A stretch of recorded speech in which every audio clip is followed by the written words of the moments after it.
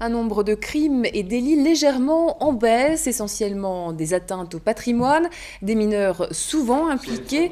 La police cantonale a commenté ce matin les statistiques 2006. Le commandant Bernard Geiger, accompagné de Jean-René Fournier, ont présenté les chiffres à la presse.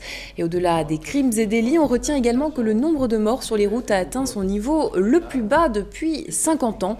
Au total, 26 personnes ont perdu la vie l'an passé contre plus de 70 à la fin des années 80. Et pour revenir sur ces statistiques, j'ai le plaisir d'accueillir le commandant Geiger ce soir sur le plateau. Bonsoir. Bonsoir. Alors comment expliquez-vous cette baisse assez importante des accidents sur les routes?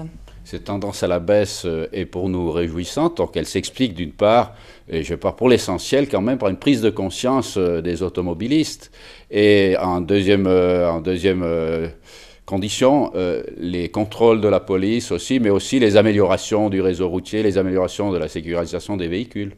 La mesure du 0,5 pour 1000 y est pour beaucoup? Non, je ne pense pas, donc, puisque le taux d'accidents graves avec alcool est resté constant.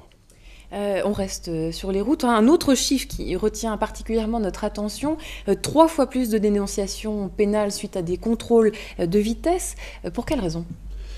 Cette augmentation des dénonciations touche essentiellement l'utilisation d'une nouvelle technologie de radar, le radar laser, qui a été mis en application en 2006, on l'a mis à l'essai en 2005, et cette technologie, ces contrôles, visent systématiquement les chauffards, c'est-à-dire les très grandes vitesses sur autoroute, sur route cantonale, qui compromettent gravement la sécurité de l'ensemble des automobilistes. Et vous espérez que l'utilisation de ces radars laser baisseront à l'avenir ce type de problème? Il s'agit naturellement de contrôles ciblés sur une catégorie d'automobilistes qu'on appelle chauffards, qui compromettent, je répète, gravement la sécurité des autres usagers de la route.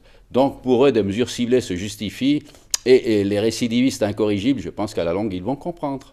Alors je l'ai dit, on note que le nombre de brigandages a été multiplié par 2 en à peine 5 ans. Que reflète ce chiffre? On relève malheureusement effectivement une augmentation du nombre de brigandages, c'est-à-dire des vols commis avec application de la violence, pas toujours avec l'utilisation d'une arme. Alors ce chiffre est certes préoccupant, mais il reflète également des délits commis en série. Donc un auteur commet plusieurs cambriolages, plusieurs brigandages, ce qui effectivement se reflète dans les statistiques. Commandant Geiger, merci d'être venu sur notre plateau. Merci à vous.